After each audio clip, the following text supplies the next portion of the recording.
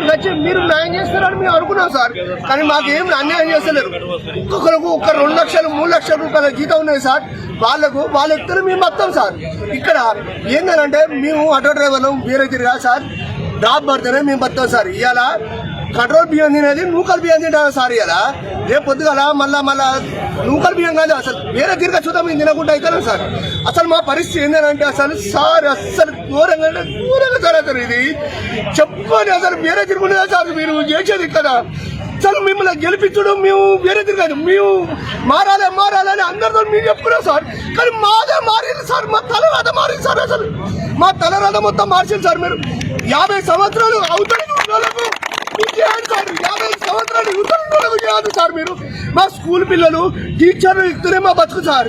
వేరే తిరిగి మేము బతకలేము సార్. అసలు మేము రోజుకు 400-500 కంచెలు 800 చేస్తేనే మా పిల్లలను అందరూ కిరాయిలు ఇట్లా బతుకుతారు సార్. ఇది మాకు వేరే ఏ పింఛనదు సార్, మాకు ఏ యూనియన్ అదు ఏదదు సార్. మాకు వేరే 15,000 కట్టద్దు, మాకు 20,000 ఇవ్వదు. మీరు ఏది కాదు.